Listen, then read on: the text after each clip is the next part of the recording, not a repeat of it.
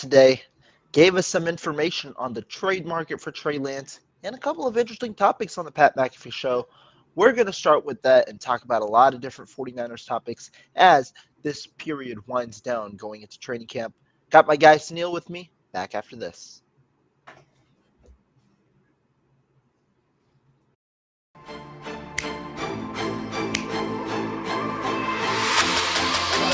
Let's go get him. Let's go get him today, man. Let's go. Hey, dominate on three. 1, 2, 3. Dominate.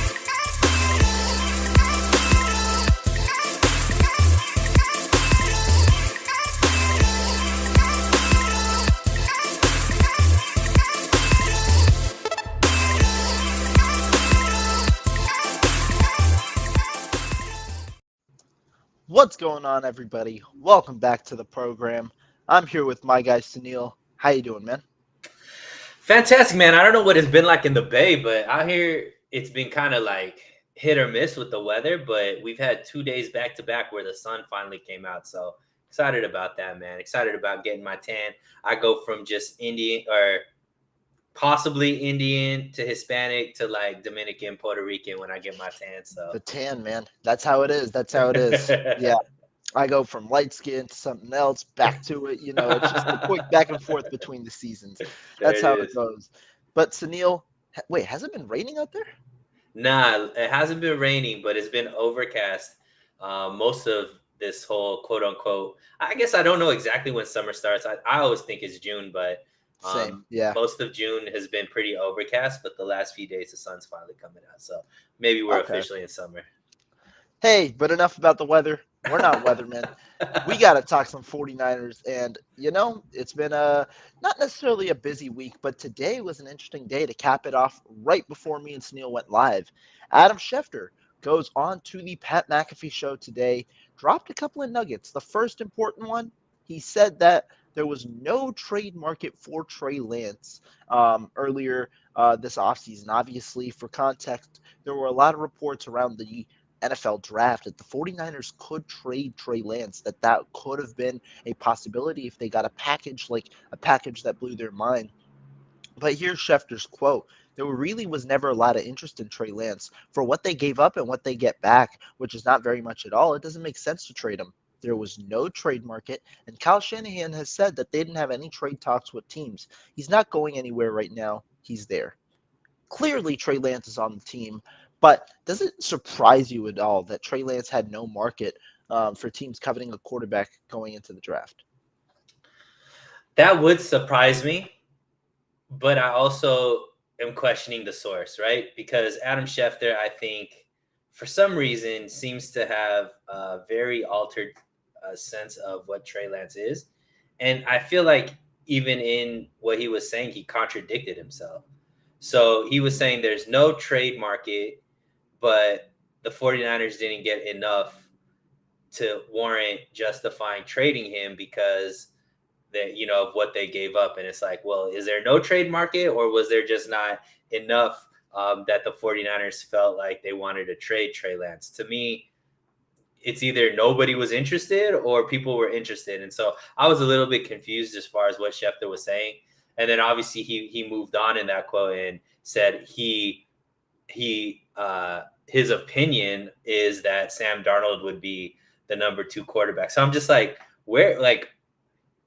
how could you say that after just OTAs, where it was clear, I believe, that Trey Lance outplayed Sam Darnold in OTAs and has a better sense of what the team playbook is and all that kind of stuff, which is understandable because Sam Darnold's brand new to the team. Like, where is this Sam Darnold is going to be number 2? It's just like, it's just more clicks and things of that nature.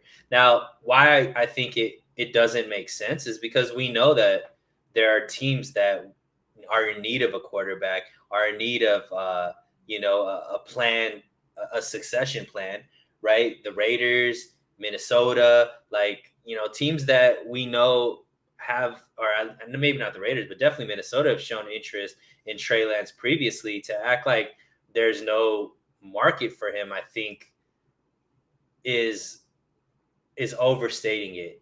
Now, was there somebody that's willing to give up a high draft pick? I could see that not being the case, because One, Trey Lance hasn't played it well enough to really warrant a high draft pick, and he hasn't shown to be able to stay healthy either, playing, as a starter. So I could see that, but I think it was strong wording saying there's no trade market.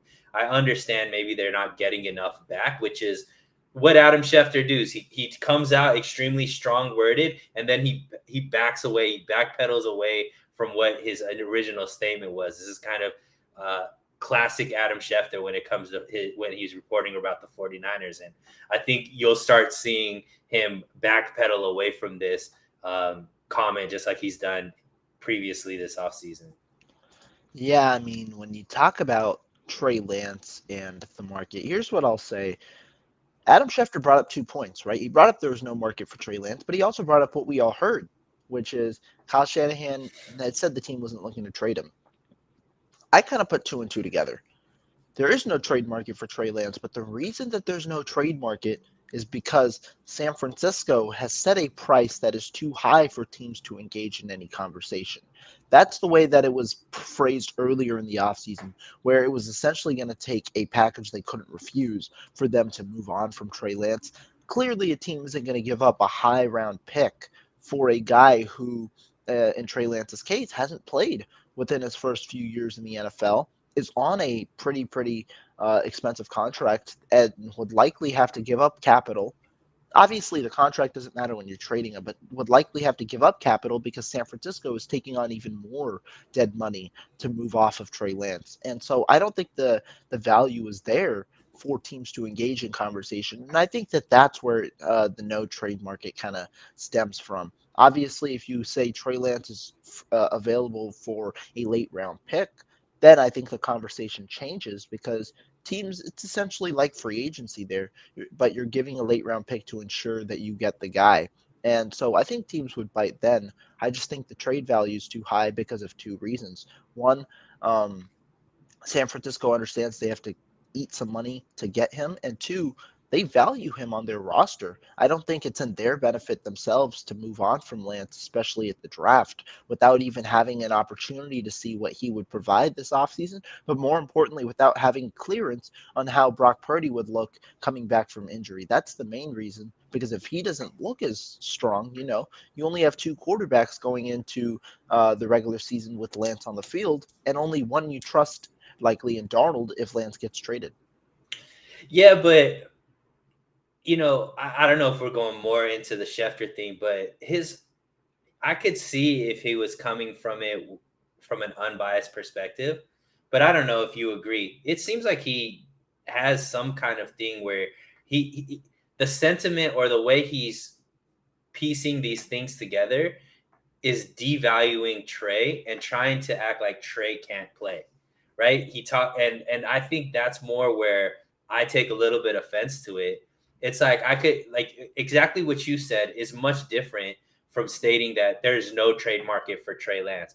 He's putting it in like subtly that nobody's interested in Trey.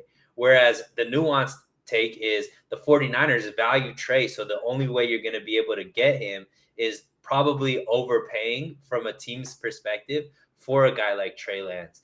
And that's much different as far as a narrative than nobody wants Trey Lance, which is what I think Adam Schefter was trying to put out. And I further believe that because, in the same, interview, he's talking about he believes that Sam Darnold is going to be the number 2 quarterback. It's like you're just pulling all of this with absolutely no data. Like, what are you talking about? How could you state that this early on without a training camp, without necessarily seeing how Brock Purdy's responding to the surgery and seeing how Trey Lance is playing? Like, that's where I'm like, I don't know if I believe Adam Schefter, just because it's like so slanted one direction. It kind of reminds me of like how Colin Cowherd, he reports on Trey Lance. It's like he's already a bust. He's not good. He's not this. He's not that. It's like the kid hasn't even played,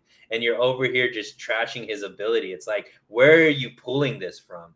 Because I don't think it's coming from the team, because we know Kyle Shanahan thinks extremely high of Trey Lance, and from everything that we've heard from the OTAs, he's improved from the past few years. So to me, I think I just don't trust Adam Schefter anymore.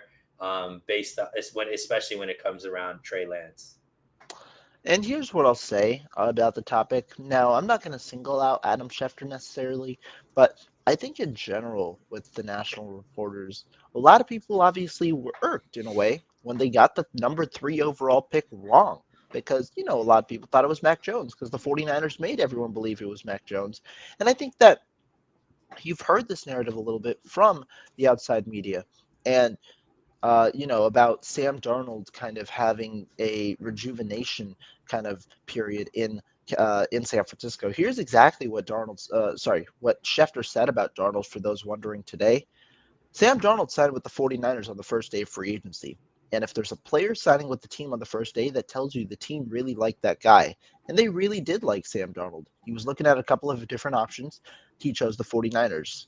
Then he went on the starting situation and said, let's also be very clear that Brock Purdy, if he's healthy, he's the guy on opening day. He's the starting quarterback.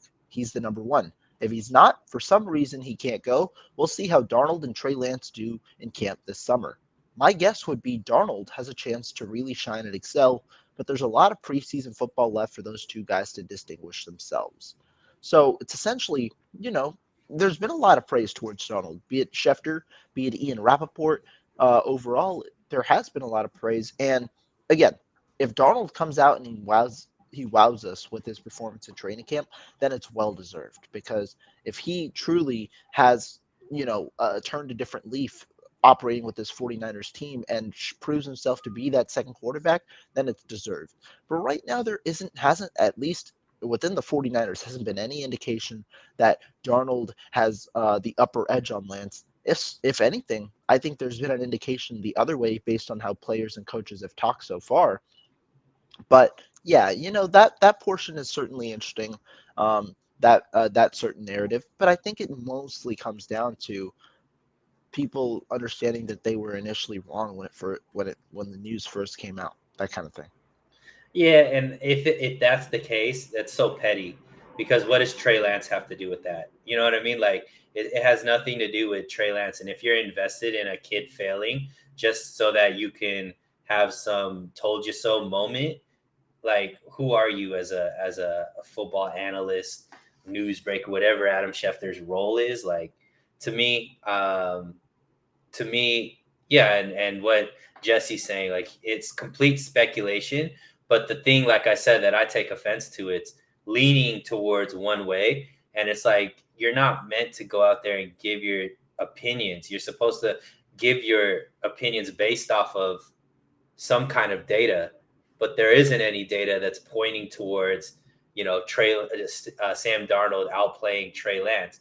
Maybe there will be during training camp. That would be surprising to me because we've seen Sam Darnold in two NFL organizations, and we kind of know what he is. Where I don't see him overtaking Trey Lance, who's been in the system for this is going on his third year. So we'll see.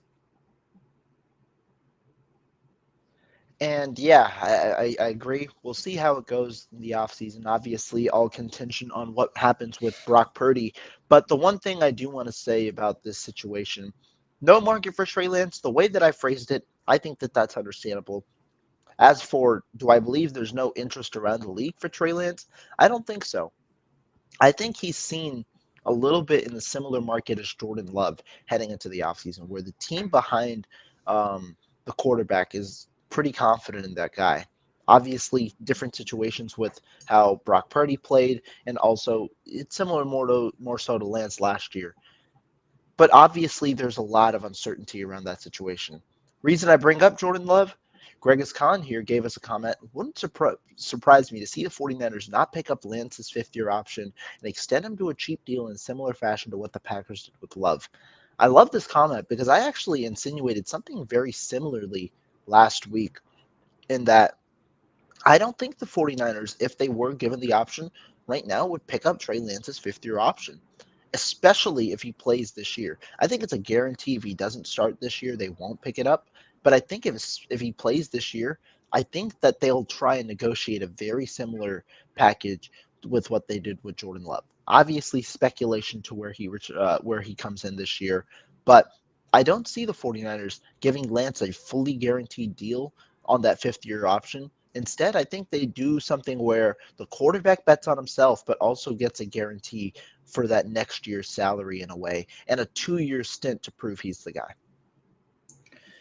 So I might push back on this. I think that there's two scenarios or maybe there's three scenarios, right? So the first scenario is if Trey Lance doesn't play this season, that means that Brock Purdy was the starter, stayed healthy the whole time, and played well, right? If that's the case, Lance isn't on this team next year.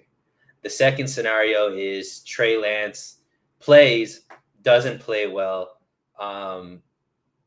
Once again, Lance isn't going to be on this team next year because then they're going to need, it's probably a combination of Brock Purdy if he got injured, or if he didn't play well, it's probably Kirk Cousins' season for the 49ers next year, right? Or the third scenario is Lance plays, he balls out, and then he becomes the 49ers starting quarterback. And if that's the case, Rohan, I do think they pick up the fifth-year option, because in that case, you have a guy, you want him to be on a team-friendly deal, and you're probably buying in. Like, I don't think they're going to need another year for Lance to prove it. The reason why they had to do that with Jordan Love is because they haven't seen a year of him play as the Green Bay starter. Whereas in this scenario, if Lance plays, we're expecting him to play deep playoff run, all that. You're going to have enough, I guess, of a sample size at this point to know if this is your guy or not, type of thing. So to me, it's if they're going to keep him on the team, I believe they pick up his fifth-year option, because that means that they believe he's the guy moving forward. If any other scenario where they're not sure about him, I think they get rid of him this offseason, because at that point, you already have either picked a guy in Brock Purdy or you're bringing in somebody else. I don't think they go through this whole conversation again between Brock Purdy and Trey Lance. I think they figure it out after this season if they have somebody, or they go out, whether it be Kirk Cousins or somebody else, and bring in a veteran to solidify that quarterback. They draft somebody in the first round. First round draft picks as a left tackle, man. That's I signed that in blood, man. That it's a first round pick this 2024 draft is a left tackle. Nope, it's going to be a running back. That's all right, though. But I understand. I do understand what you mean. The different situation, because one didn't play really, didn't start, and if Lance played this year, he would start. And I like your breakdown of the scenario. The way that I see it, I think, is I think this case can occur if Lance goes through growing pains as expected in his first full year as a starter. He has an up and down year, a lot of promise. Inconsistency is still there. 49ers do fairly well. I think I can definitely see the 49ers going with this scenario. And I at least trying to advertise this scenario. Not sure exactly what Lance's camp would agree to based on his year, but I do think that that's a good case. And I think the 49ers still, if he plays, and he even if he has inconsistencies but shows flashes, or if he plays and balls out, I think that they will look to at least get him back for 2 more years to maximize this, so-called rookie contract window. Even though the 5th year is a little more, maximize the window so that they can have as many chances as with the championship before having to revert to a bigger contract at quarterback. Yeah, so I think it's just a different scenario, but the Jordan Love contract, I don't think that makes sense for the 49ers, because I think after this season, they have to make a decision on Trey Lance. Whereas with the Jordan Love deal, it was so they didn't have to necessarily make a decision. They still have an extra year to get off of that contract type of thing. So that's where I think it's different. That's fair. Going forward, we got a couple of guys in the comments. Want to give a shout out. Eddie G, thank you for tuning in. First of all, Patobo Hammer, thank you for tuning in as always. Supreme69, Gregus as always, Slick68, and last but not least, Last Second Sports, thank you for tuning in. he comments, Schefter sounded fully speculative to me in the conversation that he had with the on the Pat McAfee show, talking about Sam and Trey. Do you think, like in general, not only with Schefter, do you think that they're getting information from a certain source, might be biased one way or another? Or do you think it is more speculation when they're talking like that? Yeah, earlier on, I think that I always thought that it was Jesse. Earlier on, I thought that everything was speculation because I thought that the 49ers were just so close, like so close-lipped when it came to the media, like especially Kyle Shanahan. He just has, he doesn't enjoy the media per se, but so many of those stories that we thought were speculation actually came out to be true, whether it be Trey Lance arm fatigue or the Debo trade request, things like that. So for me, I do think that there's somebody in the front office that does leak information. I'm assuming it's somebody close to John Lynch, because whenever the stuff does come out, it seems to be on the John Lynch side of what he tends to believe about certain players and things like that. So yeah, I mean, I think that they're probably hearing something, but specifically Adam Schefter in this comment, I would agree with Jesse. I think he is speculating, but trying to make it seem as if it's an educated from sources type of thing. Without, it's all about plausible deniability for Schefter. He's gonna moonwalk it back if he gets some pushback. For the third time I'm saying that term. If he gets some pushback, he'll definitely walk it back and be like, well, it was more, me kind of just reading the tea leaves based off of the contract that they gave him. And, when he signed it, it just seems as if he would be the guy kind of thing. And it's Neil like, got all some right, beef with Schefter. Shefty. So Neil Yeah, got, I for mean, sure. I know a lot of 49er fans who have a lot of beef with Shefty, after the You know Lance what it Mack was situation. after I think it was, what was it this year?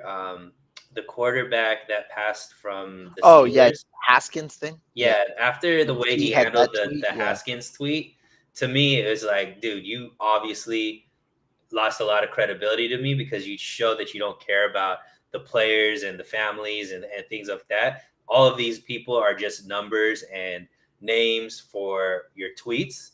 And to me, when you see somebody who doesn't care about the humans, they could say whatever. So to me, that's why I take him with a grain of salt now ever since the Haskins tweet.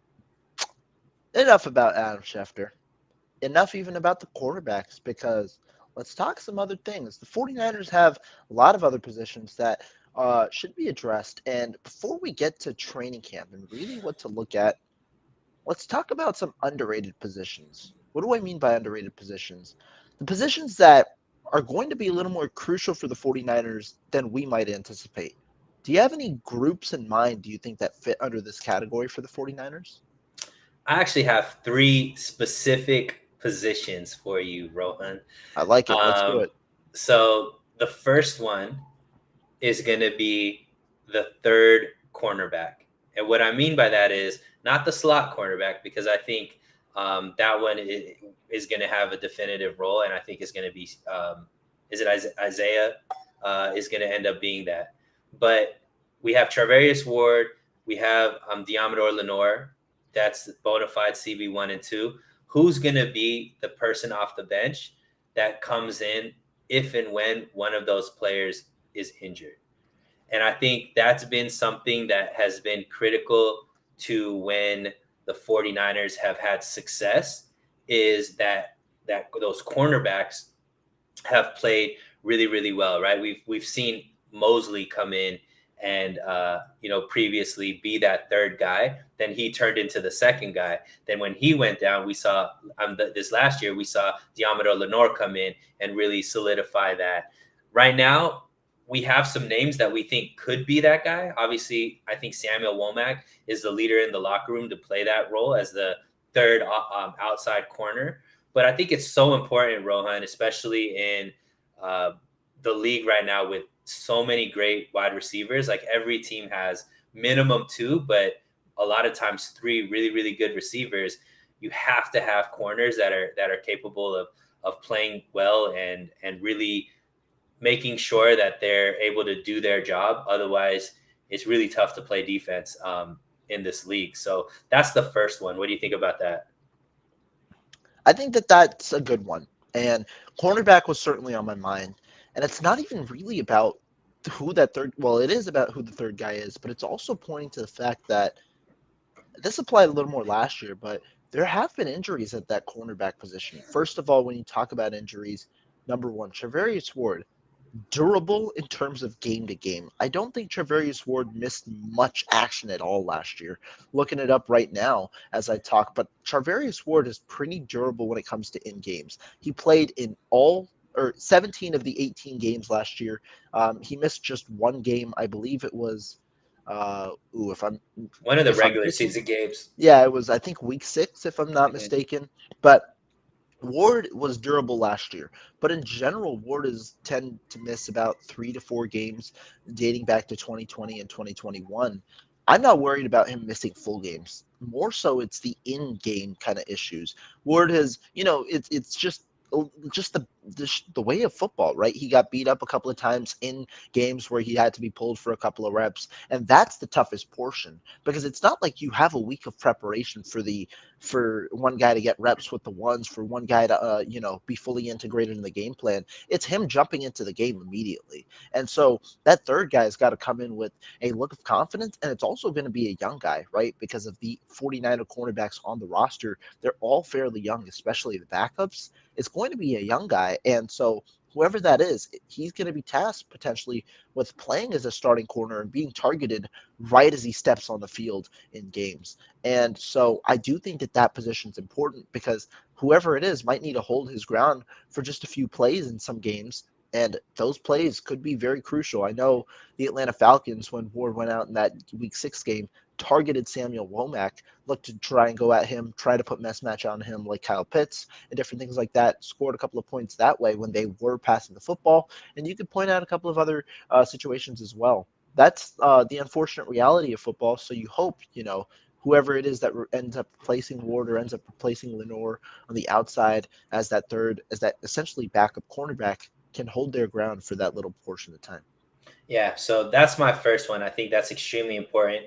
And, you would think that now secondary can actually move to one of the strengths, especially with Steve Wilks now being the defensive coordinator, that being more of his specialty. And, we've tend to kind of now just assume that 49ers second-year players are going to take a big leap because we've seen it so many times. And, we saw flashes of Samuel Womack, his potential. So, you hope that he takes that next step. And we've heard great things about him in the OTA so far. So that's one. The next one we've discussed, I think, a lot on our previous shows, and that's who's the backup swing tackle, right? I think we used to have Daniel Brunskill, who could kind of play that left tackle, right tackle, just in case any one of those guys go down with an injury.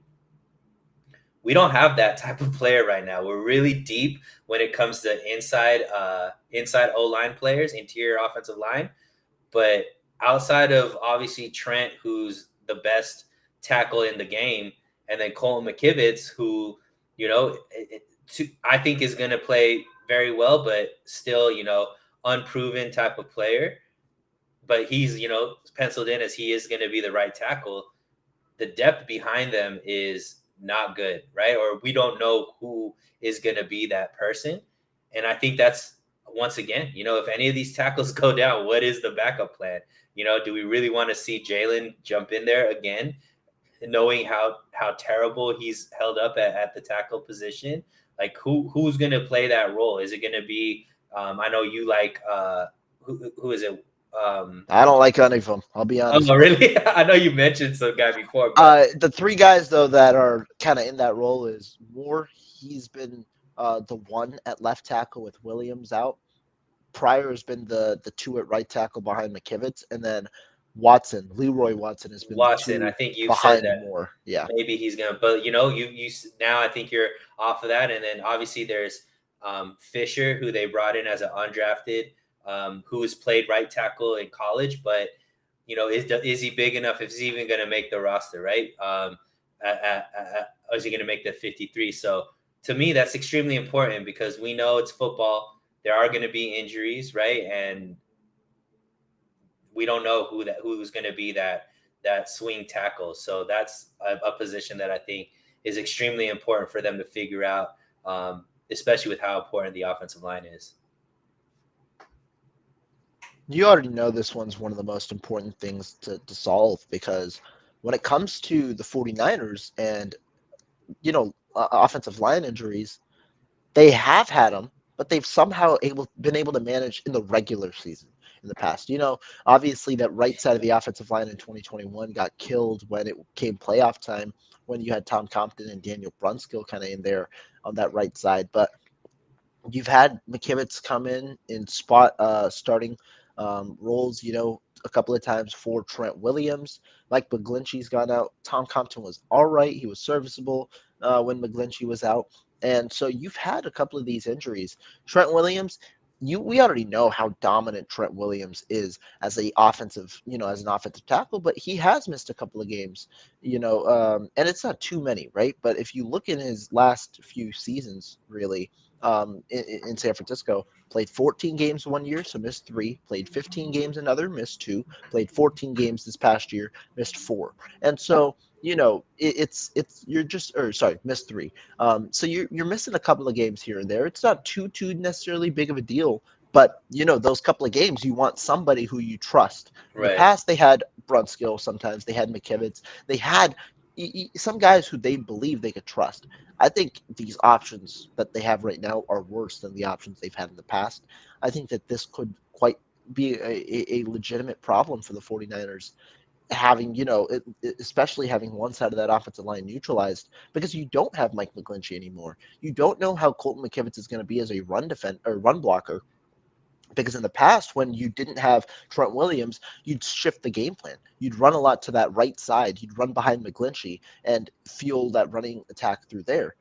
Now you don't have McGlinchey, and Trent could miss a couple of games again. How exactly will they implement their offensive attack?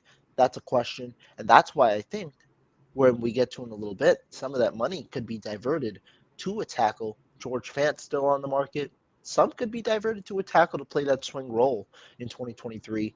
Likely can't trade for one. Really hard to trade for offensive linemen, especially tackles, but could be some money. But if not, 49ers might be in for a surprise. Yeah, and you would never think that we'd miss Brunskill, but I would feel a lot more comfortable if Brunskill was still on this team. And then the last position for me, it's not even a position; it's a player, Jake Moody.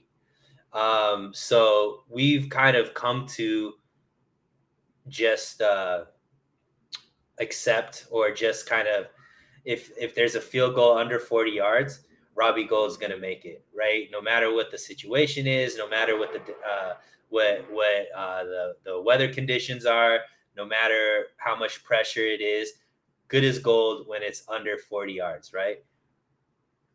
Obviously Gould isn't on the team anymore. Jake Moody, they used a high third round draft pick to pick this guy. There's already going to be pressure on him from the fan base because of, using a third round draft pick. The reason why he was brought in was because he's known as a clutch kicker in college and he has a stronger leg. So is he going to be able to perform at a high level that the expectations are going to be there for him? So is he going to be as dominant? Is he going to be as reliable? And is he going to actually give us the ability to now score points where we weren't maybe able to score points before because of the limitations of Robbie Gould when anything past 50 yards, even though I think last season he went 2 for 2 past 50 yards. But will Kyle Shanahan take more of those chances with Jake Moody, knowing that, he can kick it maybe from 60 yards type of thing? So, but special teams, we know, has been make or break for teams. Like, a lot of these games, especially in the playoffs, it's not 2 touchdown games. It's a field goal, last second field goal or a missed field goal here and there being the difference between a team winning and a team losing. So, 49ers have Super Bowl aspirations. having a reliable kicker is going to make or break that, as we've seen. So Jake Moody, I think, has to show that reliability, and it starts with, training camp. You're right. And this one's going to be an interesting one. I don't know exactly how you're going to be able to judge Jake Moody. Um, how to judge Jake Moody until we really see him in in-game action.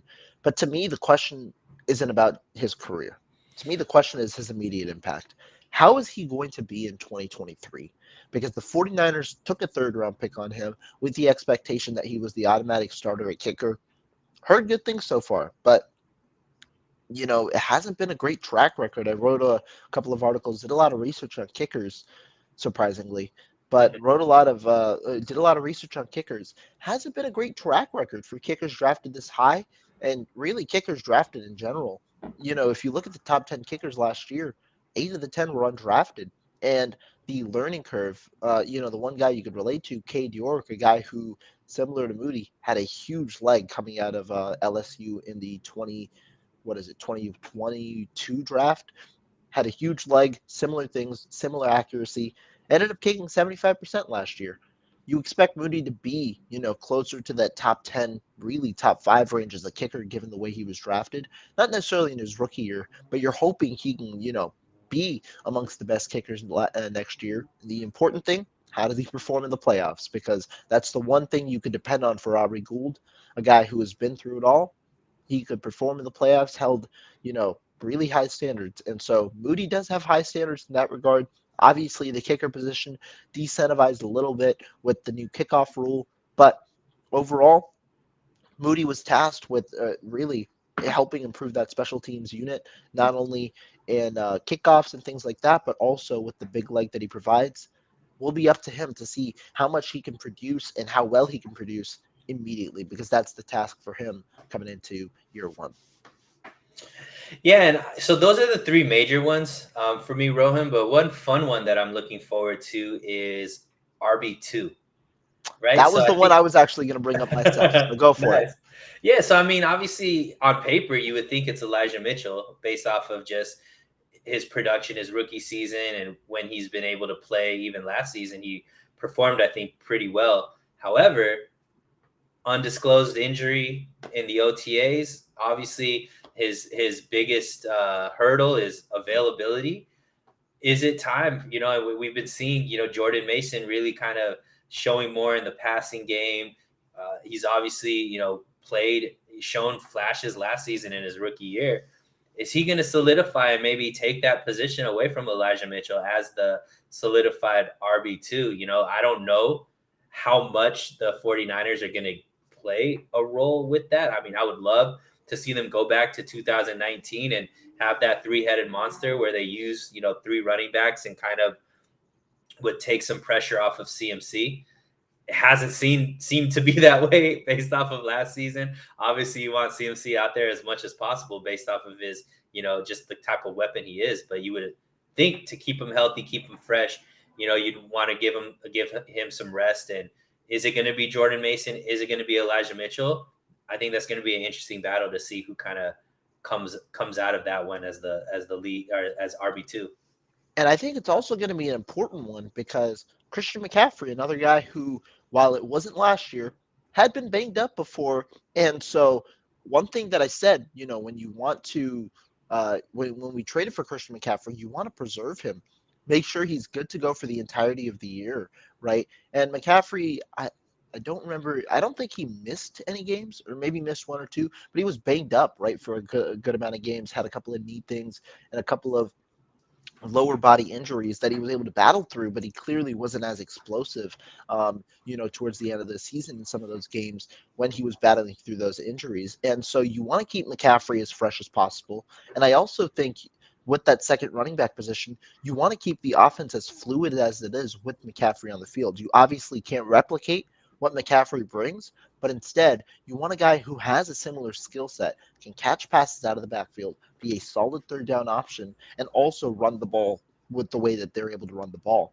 And so I think whoever really ends up looking more like the full package will take that second role and run with it. The other part, injuries with the second teamers too, right? Mason doesn't have an injury history, but Elijah Mitchell does, and that's a huge part of what his role is going to be dictated as in 2022. Still has 2 years of team control left. 49ers could look to trade him, but I think it's smarter for their Super Bowl prospects if they keep him, have 3 solidified options, and really a guy with full gas going into every game. But I think that RB2 role is going to be important, not only for health factors, but also for in-game factors, and also because it's one of the better competitions we might see in training camp. Yeah, and I mean, every year the 49ers have some kind of undrafted rookie that shows up, right? So like Jordan Mason did last year, right? So maybe TDP doesn't make the team, and some guy that we're not talking about right now shows out, and maybe Elijah Mitchell is a trade deadline kind of move if Jordan Mason can really solidify that, because just like they did with Jeff Wilson Jr. last year, right? So pick up an asset that they could use, get a late round draft pick that they could turn into something else. So there's a lot of options based off of how well Jordan Mason does, and if there's any more depth at the running back position, based off of some of these undrafted rookies that they brought in. I agree. I think that there is. Real quick before we get into the next topic, I want to ask you, because I think I have a different opinion this year than most. How do you think the undrafted rookies and really the late round rookies will fare in this year's group? Obviously, a little more of a deeper group. 49ers had a good amount of selections and a good amount of late round selections. How do you think that those guys are going to fare against the top competition? And do you think that there could be any surprises this year? Or do you think it's going to be one of the more calmer years in terms of surprises with the 53-man roster? Well, I think we're starting to see now that not everybody that the 49ers draft is going to make the team anymore, right? And it's not because they picked bad, it's because there's not that many opportunities, right? The team is stacked. So I don't expect everybody necessarily to make the team. But I do think that there's going to be guys that play a role. I think the linebacker that they got from TCU, I think that he's somebody that maybe didn't come into camp the shape that he probably should as a rookie, but he's somebody who I think Rohan has performed at a very high level in college. Obviously, for a team that overperformed in college this last season, I think that he has the character as a leader that the 49ers like, especially at that linebacker position. And he has a skill set to be able to, cover both aspects, whether it be in the run game or in the pass game. So I think that diversity, especially losing a guy like Aziz, he's somebody who could step in and possibly play a role. And then the other player to me is the D lineman out of I think it was not Clemson, Georgia. Robert Beal? Yeah. Robert Beal. I think that he's going to be a sneaky addition that I think makes the team and could have some impact. And the reason why I think that, Rohan, is he's been a guy who's accustomed to play with a lot higher talent than he is, because that Georgia D line, obviously, I think there's 4 first-round draft picks that came off of that defensive line. And I think it was 2 years ago, he was actually the guy with the most sacks on that defensive line. So having that ability to know how to perform in a rotation where you're kind of the odd man out, in the sense that nobody's really focused on you, is exactly what the 49ers kind of need from a rotation defensive lineman, right? Because all of the attention is going to be on Hargrave, is going to be on Bosa, is going to be on Armstead. A guy like Beal, if he could come in with his limited amount of snaps and be very productive, I think that's exactly, we've seen that, whether it be Ebicom, whether it be Jordan Willis, my guy, and Kerry Hyder, like these guys that end up, being shipped off to other teams because they're able to perform in the 49ers scheme with Kosaric, and then they go get higher payday somewhere else. Well, Beal's going to be with the team for the next few years under contract on a team-friendly deal. If you could get that similar production out of him, it's a win-win. So I think he's somebody that could definitely play a role. And then obviously, we're talking about later round picks. I don't know if Luter would be considered a later round pick, but he's obviously somebody who we're talking about the secondary needs to step up. He's going to have every opportunity to play a big role on this team. Is he going to be able to do that? We hope so. Because I don't know. I've been a big Ambry Thomas fan, and he's made me look like a fool. So I don't know if I'm gonna be in his camp this year. I might have to give up my Ambry Thomas fandom. That's funny. But no, I think talking about it, you make a couple of good points, right? To me, I think the first 49er picks are, I won't say necessarily locks, but favorites to make the roster for sure. And that is the 3 third-rounders, Luter, their first fifth, and then Robert Beal. Luter, obviously, due to the cornerback depth, Beal due to the defensive end depth. After that, though, I don't think there's any real favorites to make the roster just because the 49ers have players at the positions.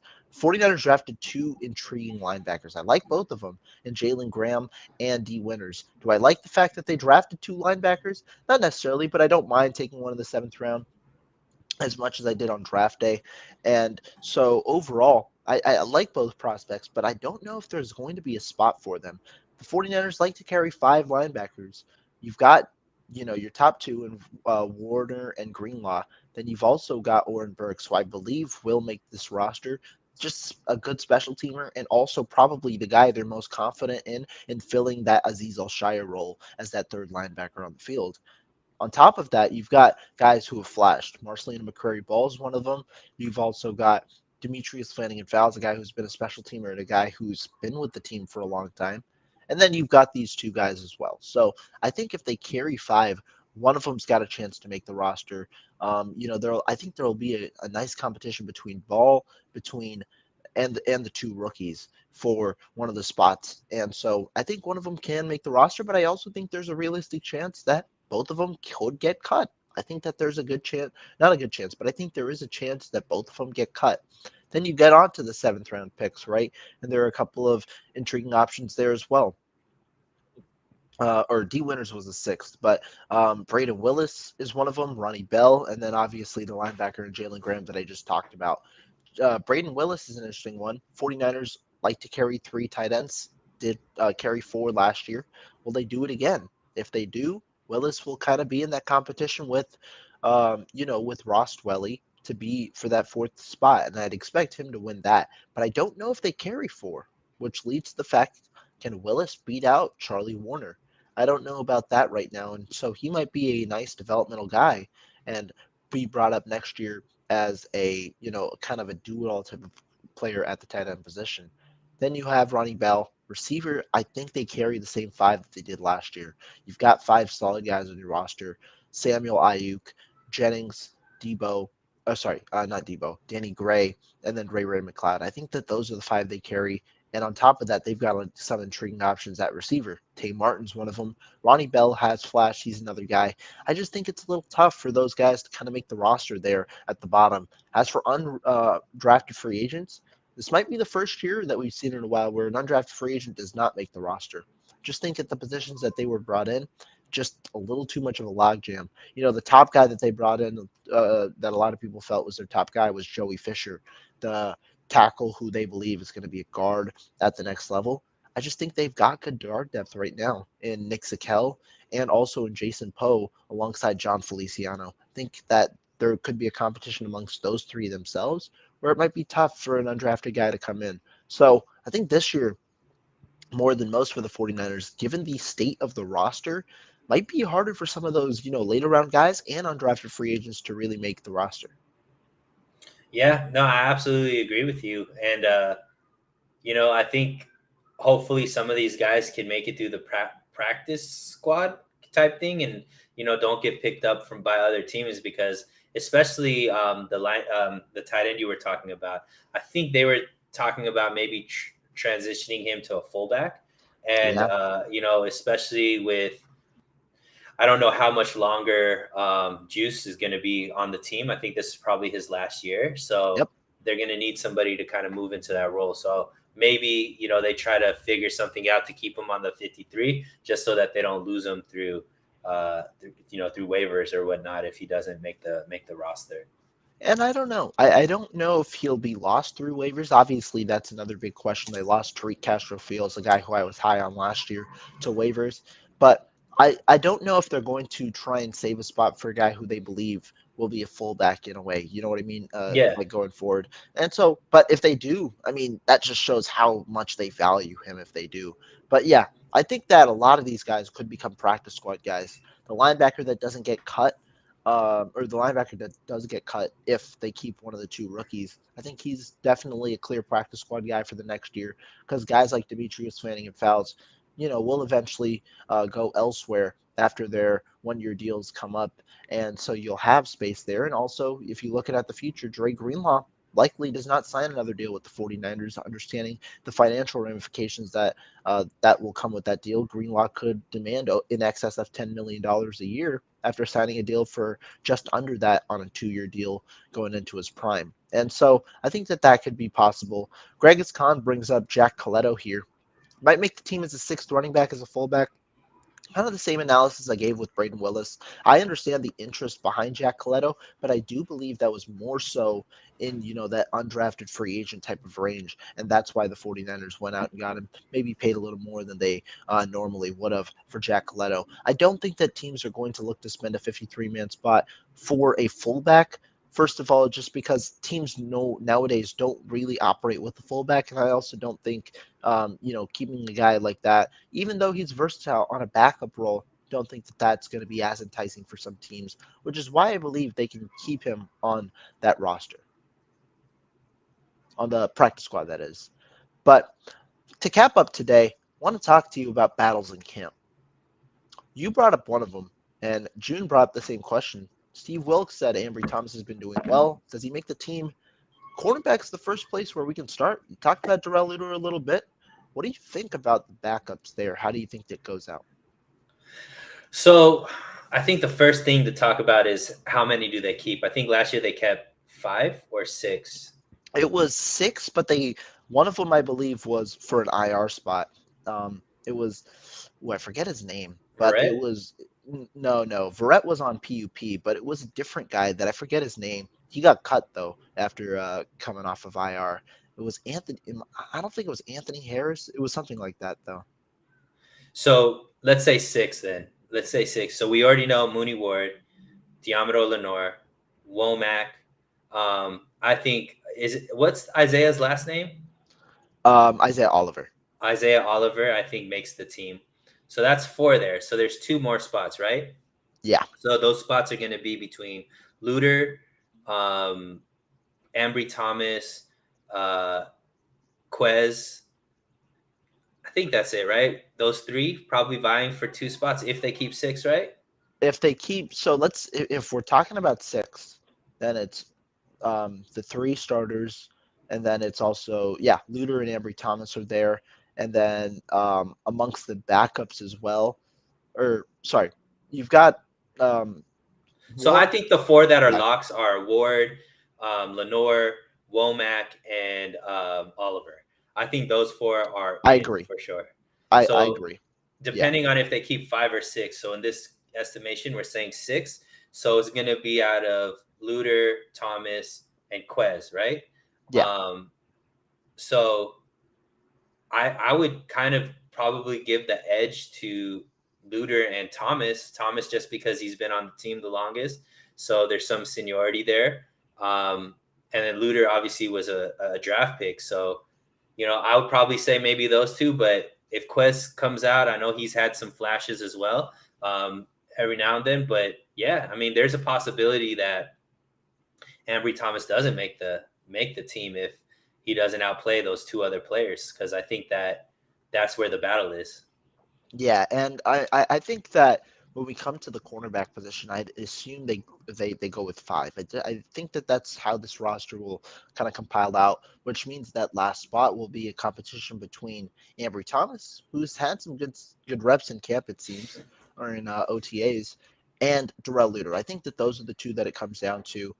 I'd probably right now give the edge to Luter, just given his contract situation, and he was a fifth round pick, and also I think that he might be a better fit. But we'll see how that goes. Because the reason I say five is because I think they might go a little heavier at safety and kind of get one of those hybrid guys like Quantrez Knight on the roster potentially. Could go five instead of four at safety. You've got the top two, and you've got a third guy in Jair Brown. Then you've got two more positions. George Odom is a guy who you gave a 3-year deal out to. Special teamer. I think they value that special teams expertise. He could be a guy who makes the roster. That's four there. And then you've got a nice competition between Quantrez Knight, between Taylor Harkins, between a Steve Wilkes guy in Miles Hartsfeld. And I think that you could find a competition there for a fifth spot. Is Quantrez Knight considered a safety or a corner? He's a hybrid. He's a guy who I personally believe is better at safety. Moved to safety after playing corner, nickel corner. That is a little bit. He's a safety nickel hybrid. I thought he was better suited at safety though, and that's Interesting. I Yeah. So I believe had where him. he might play. Yeah. Okay. So I mean, if they keep five corners, I agree with you. I don't think Ambry Thomas makes the team. Yeah. I mean that would be a tough one. That definitely would. Last thing I want to bring up though. We'll get some other battles next week.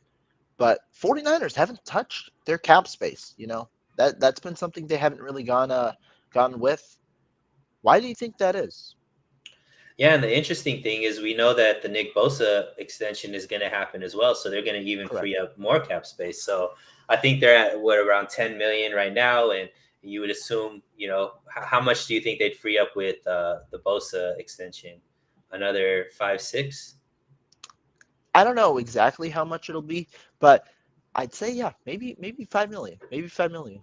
So let's say, conservatively, they're going to have anywhere from 12 to 15 million free. I know you kind of mentioned where you think they might go with that money. For me, I think it's going to be a defensive edge rusher. And I think that the reason why they haven't spent that money is twofold. One, they want to give the guys that they have on the roster right now a chance to see what they have. Namely Drake Jackson. I think Cleveland Farrell has been showing some flashes as well. So they want to kind of see, okay, what do we really have with these guys? The second thing is there's a lot of great edge rushers out there right now. Obviously Yannick Ngakoue is somebody that we're all eyeing, but even, Jadeveon Clowney is out there, Houston's out there. So there's quite a few, and not to mention, Chase Young seems to be on the market. Danielle Hunter is out there as well. So there's quite a bit of saturation in that market. The longer the 49ers hold out, the better bargain they're going to get closer and closer to camp, right? Because then these guys are going to get desperate, and maybe some of these guys that are looking for multiple year contracts are realizing that market isn't out there. So then they could get them on a 1-year deal, with incentive laden type of thing, or however what Parag ever wants to do to like make it a 49er friendly type contract, like we know he knows how to do. So I think that's the real reason, is that because there's so many guys that would fit that mold for the 49ers, I think they're being patient, knowing that as they get closer and closer to camp, it's going to become a more and more team friendly deal from one of these players. I think so. I think that patience is there. I also don't. I don't think that there's really a rush for them. I think it's more so a rush on the player side to get signed now because really, leading up to the dead period, which is this 40-day period before camp, there's not much rush, right? You have a lot of time, but now that the dead period's over, teams have an understanding of where their roster is. They have an understanding of what they want to do. This is where it starts to ramp up, and so I think it's more so on the player side. We want to get signed right now, and that's where we're going to look to go. And so 49ers, I think that, yeah, they've got money to make a move. They've got a couple of positions where they can look at too. Talk about tackle. We talk about defensive end. You could see, that edge rusher role where there's a lot of depth still there. You could even see a move for cornerback if they want to solidify that depth. They've got a couple of different areas where they could go and get some money. The other thing though could be they want to just save it for the midseason move, where because that helped them out last year. You you eat the money in the deal when it comes to a midseason move, you don't pay as much. That could be a caveat for the 49ers as well. The other case, obviously, is leftover money. It translates to the next year in the next year's salary cap. Could save some money there, but they should have a good amount of money, around 10-ish, well, a little more than 10-ish million once Nick Bosa has that extension announced, which should come around training camp time. Yeah, and with that much money, like we're assuming it'll probably be between 12 and 15 million of freed up cap space. They could do a combination of all of that, right? They could use a portion of that to get a tackle if it ends up being a tackle if they don't like the guys on the roster, or an edge, a cheaper edge for a 1 year, $5-6 million deal, and still have room to be able to acquire a midseason move from maybe a team that's turning into a seller because their season is lost for whatever reason. The 49ers could still be buyers in that midseason move. And we've seen that work out extremely well, right? In a couple of occasions. We've seen that happen with Emmanuel Sanders, I'm sorry, in the 2019 year where they ended up making it to the Super Bowl. Obviously, CMC this last year, which ended up, getting them on the doorstep of the Super Bowl. So that's always been something that the 49ers have used very, very well. So, I still think they probably bring in a piece into training camp, whether that be a tackle or a D lineman. I don't think it's going to be on the corner side. I think that they have enough, there, I think, where it doesn't make sense since they drafted Luter, right? I think that, you want him on the roster. So yeah, I think it's either going to be an edge if they don't feel like they're getting enough out of their guys, or a tackle if they don't feel like they have enough depth there, is where they spend the money. But I don't expect them to spend that full 12 million, let's say. I think it's just going to be a portion of it. I agree. I don't think that they'll spend the full money, but certainly something to think about, especially with the free agents on the board. Suneil, though, it's been a fun hour. Talked a lot. Talked about Trey Lance. Talked about the positions. Talked about some places where we think, might be a little more crucial than 49er fans might believe, and potential free agent moves. Any last thoughts before we head on out of here? No. Just keep it locked in. Training camps, right around the corner, so it should get kind of exciting around here. 100%. It should get exciting. We'll definitely we'll definitely be back with some more content coming up, probably next Wednesday as usual. Thank you guys as always so much for tuning in, for your comments, for all your support. Be sure to subscribe to my channel, Suneil's as well. Be sure to go ahead, share some love, both of us. But that's all today. We will be here next week with some more content.